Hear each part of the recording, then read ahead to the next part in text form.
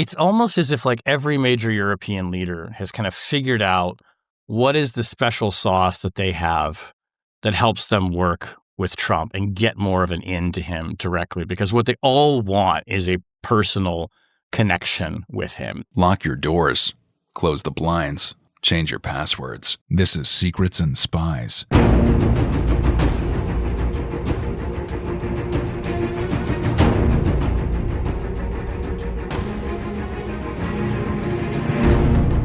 Secrets and Spies is a podcast that dives into the world of espionage, terrorism, geopolitics, and intrigue. This episode is presented by Matt Fulton and produced by Chris Carr. Hello, everyone, and welcome back to Secrets and Spies. The Atlantic's Shane Harris is back with us today. He recently returned from a reporting trip across Europe, talking with officials who are quietly preparing for a future where they may have to defend the continent without America's help. We get into what that means for NATO, how Trump's return has changed the conversation, and whether Europe's newfound confidence can last. Thanks for watching. Thanks for listening. Take care. The opinions expressed by guests on Secrets and Spies do not necessarily represent those of the producers and sponsors of this podcast.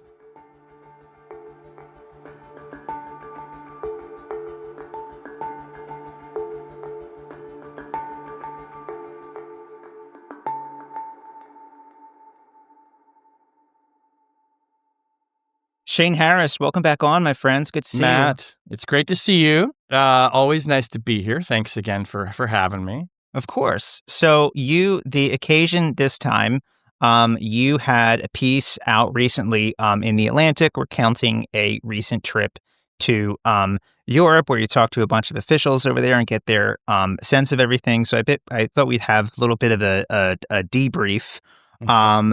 Before we get into the details on that, though, what struck you most about the atmosphere on the ground when you were over there? Did it feel like a region finally confident in its own defense, or one bracing for a war they aren't prepared to fight?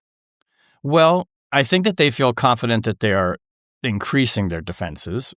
And certainly you hear when you talk to officials, particularly in countries that have agreed to increase their spending on defense, these are NATO allies, to a higher portion of GDP, trying to hit that 5% target that Trump has set.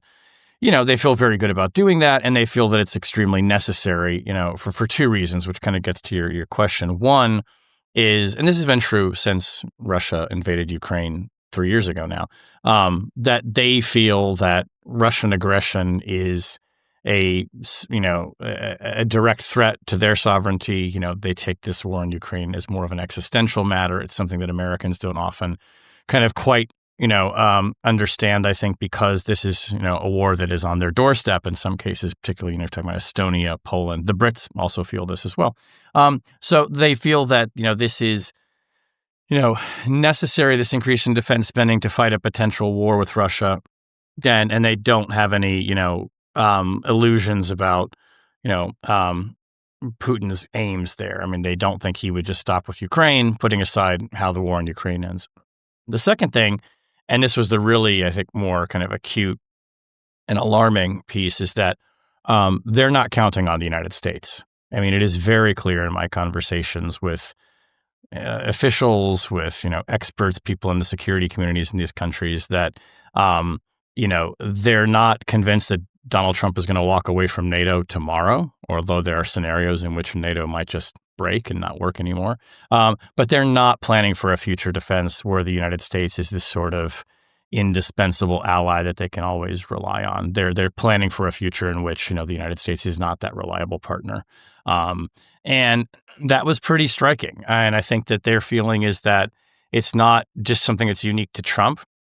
I mean, I think they see populist strains rising in the United States and both parts of this political spectrum, by the way, although it's more been a feature of the political right, obviously, in the United States for the past few years.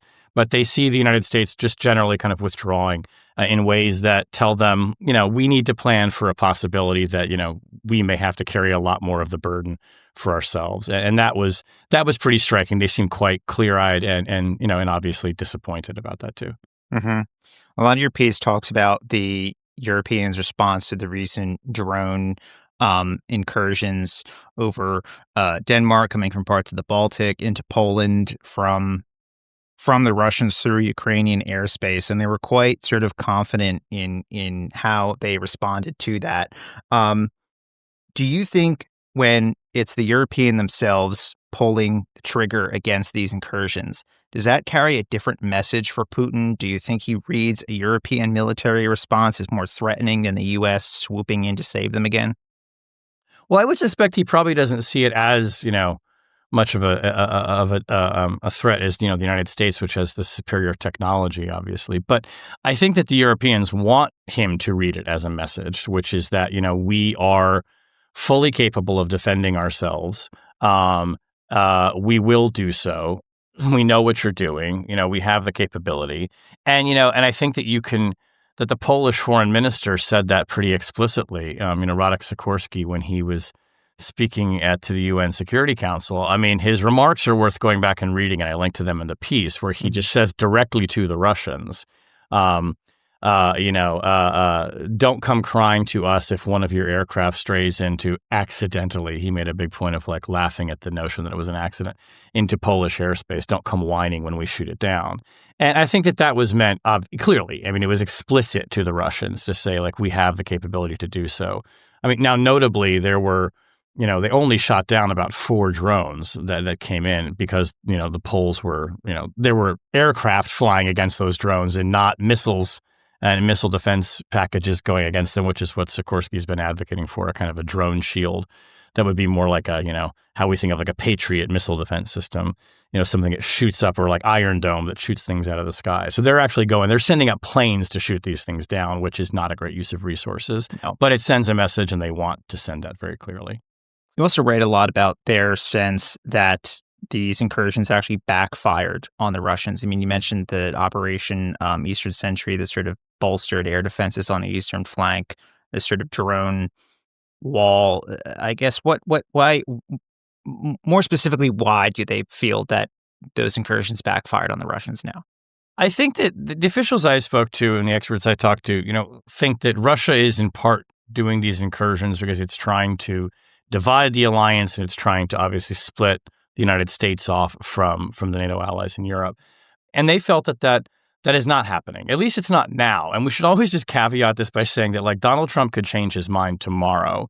And in fact, he did seem to switch his position on Russia and Ukraine the day after my story published. And then a couple of days later, he seemed to switch back in terms of whose side are you on here? I'm speaking very broadly in that way, but he's taken so many different positions that, I think that the NATO allies, obviously look at him and say he's not consistent in his support for us, but for the moment, he seems to be on sides with us. And so they were reading, I think to some degree, the Russian incursions as a backfiring in that they did not, it didn't result in Donald Trump coming out and saying, this terrible war in Ukraine has just caused this.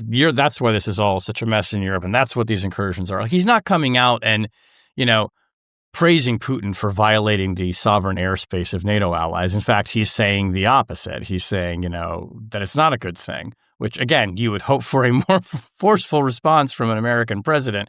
But for Trump, I think that they see him coming out in support of the allies and not exactly condemning these violations of airspace, but saying, that the NATO allies have a right to defend themselves. They consider that a win, given what they're dealing with, or who they're dealing with. Yeah. To that point, how do you think European leaders are handling their relationship with Trump right now compared to the first term? It's so interesting. Some colleagues of mine wrote a piece, around this earlier in the year. It's almost as if every major European leader has kind of figured out what is the special sauce that they have that helps them work with Trump and get more of an in to him directly, because what they all want is a personal connection with him. That's very important. So for the French, it is the sort of the splendor of France and the Versailles-ness of it. So when he comes over, they've kind of, brought out all the bells and whistles. He loves that. For the Brits, who Keir Starmer, the prime minister, and he openly are very affectionate to one another, and both say they have such a great relationship. That may be partly Starmer's flattering him. I'm sure it's also doing things like showing up with a letter from the king for the president. He likes that. The Finnish president is a really good golf player, and they play golf together. So it's almost like every one of these leaders is trying to kind of find what's the in, and and then sort of sharing that information that they're gathering, with each other. I was at a conference in Estonia earlier in the year, and they were kind of, talking around this, but all sort of hinting at the fact a number of these world leaders that, we all kind of like figure out what we can from him. We sort of then share it with each other. We talk. And I think that they have just realized that you have to have personal relationships with him and that they might be transactional because Trump is, he's not a multilateralist. He's not saying, like NATO is the bedrock of our relationship. He's saying my relationship with your country is based on my relationship with you, you individual leader. Yeah, it's entirely personal and yes, and transactional, and it's just a game you unfortunately have to play, at least from their perspective. Someone who's done a really interesting approach to that that stood out to me at least is the new-ish Secretary General of NATO, Mark Rutte, former Dutch Prime Minister. Trump, of course, posted this screenshot of a text message from him while Trump was on his way to the last NATO summit, like just fawning, congratulations on like your biggest victory ever. Like this is all for you. Like we got the defense spending up. Very kind of for a lot of people, I think eye roll inducing and just, like, please don't debase yourself. But I looked at it and I see that and I'm like, you know what? Putin and all these bad guys sort of manipulate him for evil all the time. So why not manipulate him for good in this case? I don't know if you've gotten that sense of how that relationship is working and how that's maybe holding the alliance together somewhat. Yeah, this is in Rutte, famously calling him daddy. Yeah. And it really, it's a bit, it's so over the top and it's cringy, but it might be working, right? And you would think, right, that Trump. It's not that Trump is unaware, by the way, that all these leaders. I think he's even used the phrase before. They're all kissing my ass. He knows they're doing it, and I think that's fine with him. And I think it's both because he is so susceptible to flattery, but also it's a transaction. He wants to get things from them. And, he does see getting more NATO countries to that 5% GDP goal. There's some, funny math in there, but significant more increase in spending. He sees that as a result of his strong arming, right? And NATO members go out of their way to credit him with it too, which is another way of them saying like, you're so strong and you're so powerful. Now, many of them will also say we should have been doing this a long time ago, and he's not wrong. Yeah. And other American presidents have also pressured alliance members to spend more. I guess it's like, I think that, most people I talk to, they do kind of roll their eyes at the Rutte comment and saying it's a bit over the top. At the same time, I don't hear anybody saying like this is completely unnecessary either. This is sort of like the bargain that they've struck. And some of them are more, obsequious, I guess, than others. And, but nobody is, you don't really see, I'm trying to think if there's like there's not really like a NATO member that's out there as like being the foil to Trump. Spain, maybe? Yeah, maybe. But I mean, there too, like the spending is not that high. And, so, I'm sure that these leaders would rather not see the Secretary General, tripping all over himself to praise, President Trump. But it seems to be working largely in the sense, right, that the United States has not obviously abandoned NATO, but also that there does still seem to be this moment of opportunity for keeping Trump on side with the allies when it comes to Ukraine. I mean, what they don't want to see is him turn his back on Ukraine or sell out Ukraine. To Russia. And if that's kind of keeping things, tenuously together, then I suppose that they just have to live with it. What do you think Pete Hegseth's role in all this has been? He seems to be more concerned with extracurriculars and stuff than, the meat and potatoes of these relationships. Just wondering how much of a factor he's been in all this.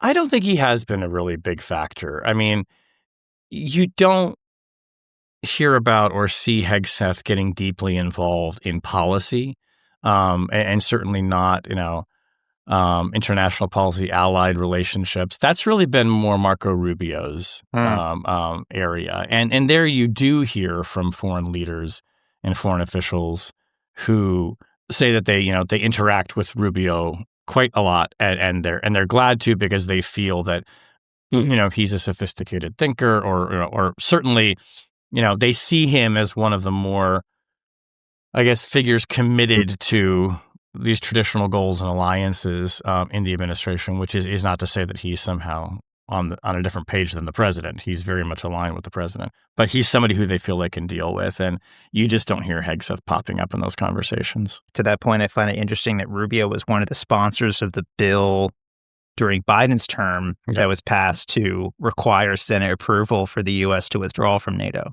Yeah, and was also part of the push to get Machado, the Venezuelan opposition leader, the Nobel Prize, which Donald Trump wanted.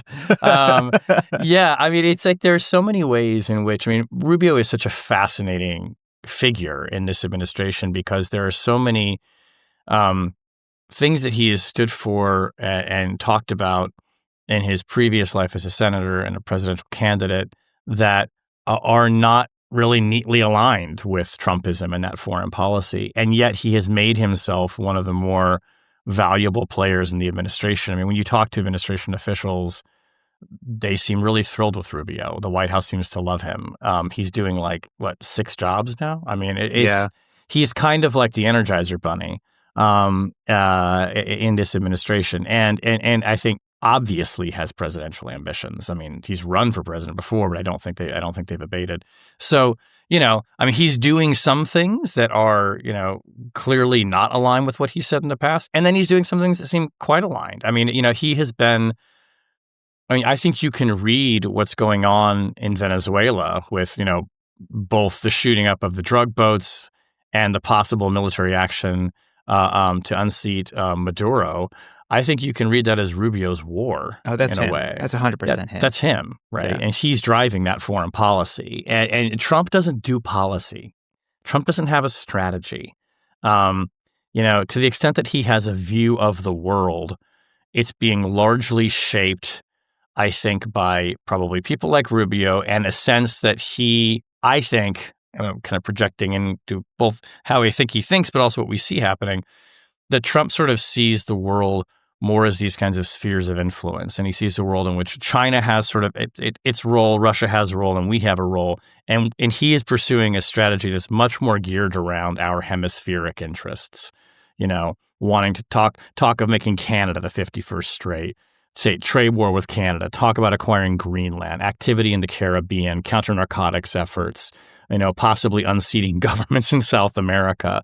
I mean, he seems more concerned right now with things in our own backyard and in trying to stabilize relationships with China and Russia, but not, you're not, Donald Trump is not going to go out there beating the drum for spreading democracy, through the global South or something, like some huge ambitious project that you might expect an American president who believes in multilateral alliances and the U.S. as a world force for leadership in the world might do.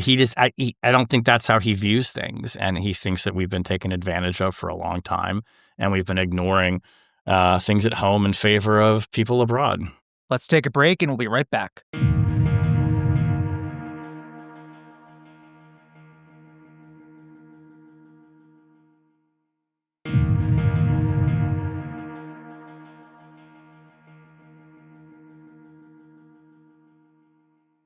So countries like Poland and Germany are pouring a lot of money into their defense production now.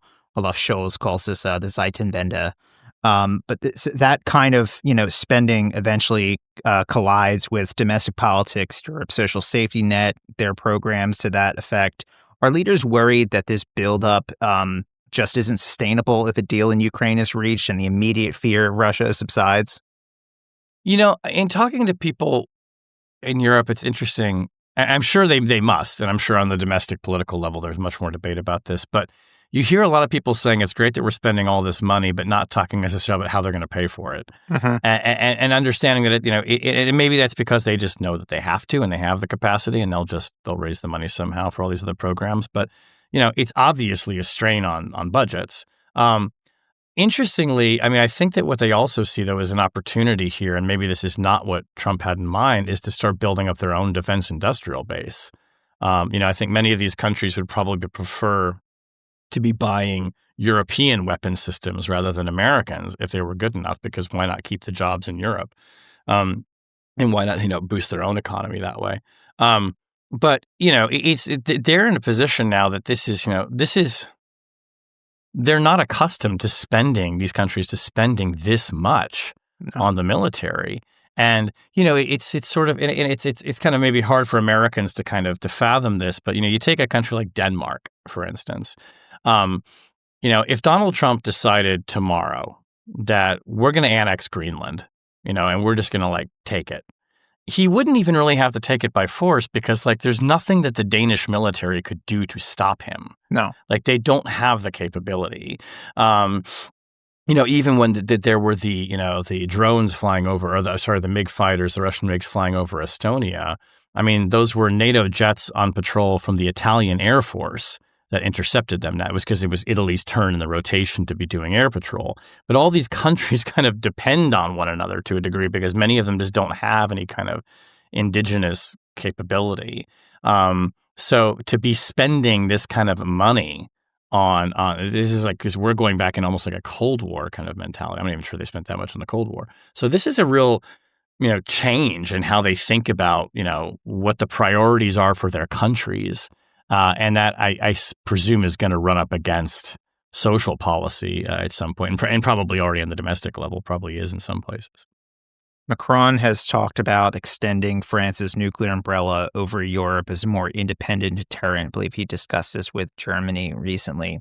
At this point, do you know if that's a serious idea or just more aspirational? Are they putting stuff in place to do that? I don't know. I'm not sure about that. It's interesting. This isn't quite your question, but I mean, Trump just yesterday, before his meeting with Xi Jinping, said he wants to start, U.S. Nuclear weapons testing again. It's a lot of factual issues with how he announced that, but yeah. Yeah. But it's sort of, I mean, it's kind of I wonder, I'm not sure that Trump would necessarily be opposed to countries extending the nuclear umbrella that way. It's not something, I guess, that we've had to contemplate. But the fact that European countries are doing so openly, I think, is pretty illustrative of what we were talking about in the beginning, that they're not counting on the United States as the stabilizing force that it has been. They are planning for a future in which that relationship is different. How different, how altered, depends on, I guess, who's in the White House. But I think it just kind of goes again to the threat they see from Russia and the way that they feel that they cannot count as deeply on the United States as they have for decades. Mm-hmm. And we've also seen since your piece was published, of course, you noted there was this rapid flip flop with Trump's posture toward Ukraine, as soon as it came out. So since then, we've seen these coordinated U.S. and European sanctions on Russia's oil industry, while Trump has declined to send Tomahawk missiles to Ukraine. His meeting with Putin in Budapest isn't happening now. Not sure what happened there. How's that being read over there? Have you heard? I haven't had a chance to talk with anybody about precisely all those kind of machinations, but in the broad sense, what they are trying to do, what Europeans are trying to do, is ensure that the United States does not pressure Ukraine into taking a bad deal. I mean, for years, in talking to folks about the war in Ukraine, nobody, that I know thinks that Russia is going to be entirely expelled from Ukraine. I mean, there may have been a moment that if the NATO countries and if the United States had committed more forcefully to repelling the Russians, that maybe they could have kicked them out, maybe even saved Crimea. But nobody's thinking about it in those terms. It's always been about we're going to arrive at a settlement somehow. What does that look like? And I think that what everyone is, what the NATO members are trying to do is keep Trump from striking a deal give Russia the whole of the Donbass, which Ukraine obviously finds unacceptable and won't do. So that's one. And the other component of this is they're clearly preparing for the possibility and maybe even the likelihood that they will have to pick up the slack from U.S. weapons provisions and assistance to the Ukrainians. I mean, Trump has said, we're not going to give any more weapons. We'll happily sell them, but we're not giving them anymore to Ukraine. So I think the Europeans see a bigger role for themselves in, providing for Ukraine's defense. That doesn't necessarily get you to a settlement. So, what would the ideal settlement look like? I don't know. But I mean, it's clearly not the ones that, Trump has been floating with, like, let's have a ceasefire. I mean, he's been pretty good at echoing Russian talking points up until now. And the Ukrainians and the Europeans seem to have maybe been doing a good job of getting him to back down from that. But like, he just vacillates back and forth so much that it's hard to keep track of where he is on a given day.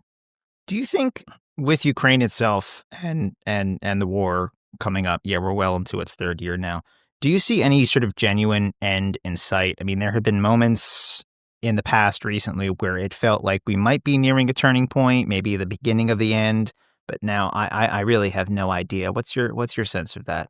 I don't think so. I mean, I don't hear anyone talking in near terms. I mean, they're talking about, 2026 and what needs to happen to, bolster Ukraine and that's why people are getting excited about the Tomahawks, right? Okay, so maybe we give, Ukraine to the ability to pressure Russia even more with deeper strikes. But there too, that's not going to fundamentally change the fact that Russian troops are in Ukraine and Ukraine can't push them out. I mean, there was maybe about 8 months ago, I was listening to a senior Western official say, it's Russia and Ukraine are both losing here. It's a question of who's losing more quickly. And I think that sort of gives you a sense of this kind of, maybe not stalemate's too strong a word, but that there's not fundamentally anything that's shifting the momentum towards Ukraine or to Russia. And so we're just kind of stuck in this now going into 2026. Does Putin want a deal? I mean, he says he does. Does he seem willing to keep feeding troops into a meat grinder? Yeah. Now, if he had to do a general conscription and suddenly, it's the sons of well-to-do families in Moscow and, the sort of middle class of Russia, as opposed to soldiers from the hinterlands, so to speak, that are the ones being called up, maybe public attitudes would change. But that doesn't seem to be happening either. So it seems like we're heading in for more of the same. And what Trump would obviously like to happen is for, both his friend Vladimir Putin to like do him a solid and end this, but also, Ukraine to just go along with it. I mean, there was this report from his last meeting with Zelensky in the White House, which wasn't on camera, like that famous blow up with him advance. Yeah. But from reports, it sounds like it was equally contentious, with Zelensky showing him maps with troop positions and all that, and reportedly Trump taking the maps and throwing them and saying, F the maps, you need to make a deal. Trump has managed to keep that temper a little cooler publicly, but I think, that probably gives you a sense of how just thin his patience is at this point, and that he does not see the sovereignty of Ukraine as the mission here. That's not what he's after. So you think years, not months, left to go? I would hesitate to make a prediction on that, but I don't see it happening in months. But then again, I mean, look, who knows? I mean, this is just, it's just, it's, Trump has taken so many different positions just in the past couple of weeks. Uh-huh. And, you could debate whether or not providing Tomahawks would make it be a game changer in the war. Maybe it wouldn't. But the fact that he kind of openly flirts with, well, maybe I'll give more weapons, it just kind of tells you that I'm not sure you can really bet, with time specifics on what's likely to happen. But, he has often said to Zelensky, you don't have any cards to play, or you don't hold any cards. And Trump has a lot of cards. I mean, there's a lot that he could do. Yeah, for sure. I think overall, to me at least, I think your piece strikes a note of cautious optimism, which is in a way, I think, why I was drawn to it and wanted to talk to you about it. Europe's response has been impressive, I think, but the real test is whether it lasts. After this trip over there, talking to everyone that you talk to, Are you more confident or more skeptical that over the long term, NATO can meet the moment, whether that's with Ukraine and Russia or with Trump himself? I think I'm more confident, and Hmm. it's what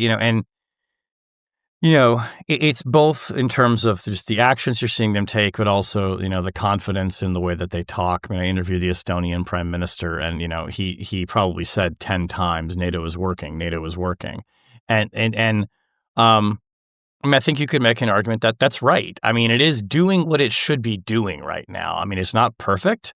Um, uh, I didn't put this in the piece, but there was some reporting that when Estonia wanted to invoke Article 4, which is not quite the mutual self-defense part, Article 5 that people are more familiar with, but essentially would force NATO to come together and do a meeting and decide what to do about the MiG jet incursions. There have been reporting that Rutte had privately, and the Prime Minister of Estonia were fighting about this, and Rutte was basically saying you can't just call Article 4 every time something like this happens. It's going to dilute the power of that. And what Michael, the Prime Minister, told me was that he said those reports aren't accurate. We didn't have this fight. And at the end of the day, I mean, they did declare Article 4, and they came together and they met, and they beefed up the presence. So, the people who are in favor of being more aggressive with Russia, of flexing NATO's muscle, are the ones who right now are kind of ahead. I mean, it's Sikorsky in the UN, it's the Prime Minister in Estonia, it's people who are kind of leaning in, to use that phrase, to the power of NATO and trying to maybe show the president that hey, there's a way forward here. Like, this thing has worked for and we need you to be a part of it. This alliance is strong. So that was heartening. I mean, but I mean, I feel like my overall mood just generally right now is pessimistic when it comes to the U.S.'s role in the world. Fair. But it's like a shade less pessimistic after that trip. I'm also, I mean, I'm also well aware that this could shift, and like my pessimism meter could go all the way, to the max at any moment. But it was heartening to hear this, and and that's one of the reasons why I wanted to write the story. Oh, that's good to know. Yeah, definitely why I wanted to talk to you about it here. I know you got to go soon. Anything else you'd like to cover that we haven't gotten to? No, I mean, I think it's just another thing I would just flag for listeners in terms of European security and the NATO alliance is don't forget about Greenland. I mean, Greenland has been in the news off and on with Donald Trump talking about wanting to acquire it and how, we need it for international security or for our own security, which I think is kind of a hollow argument.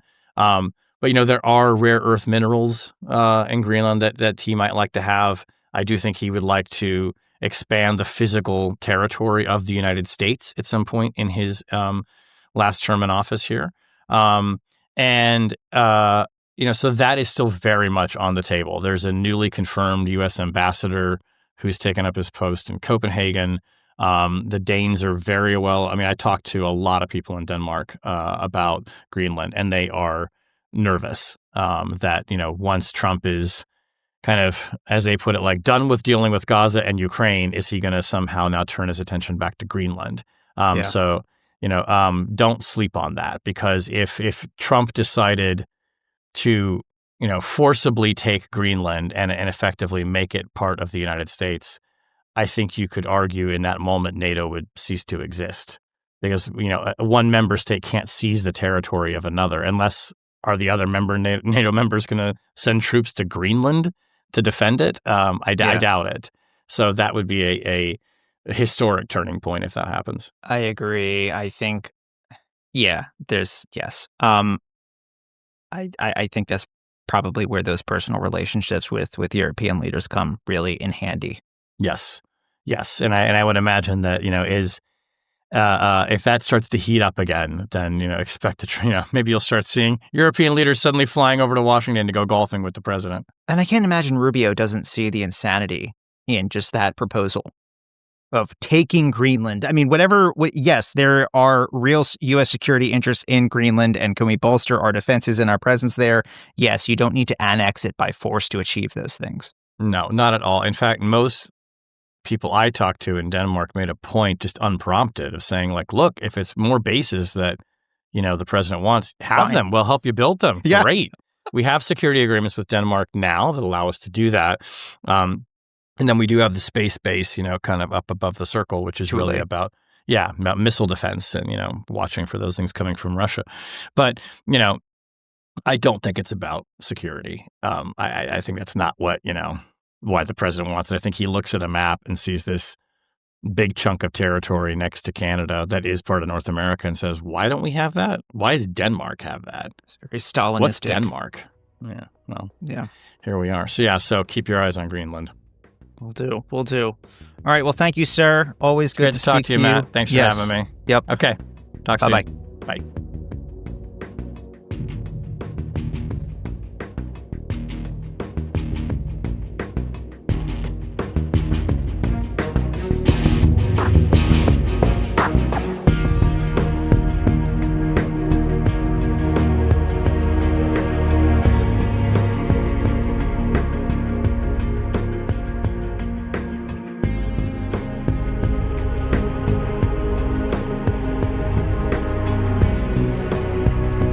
Thanks for listening. This is Secrets and Spies.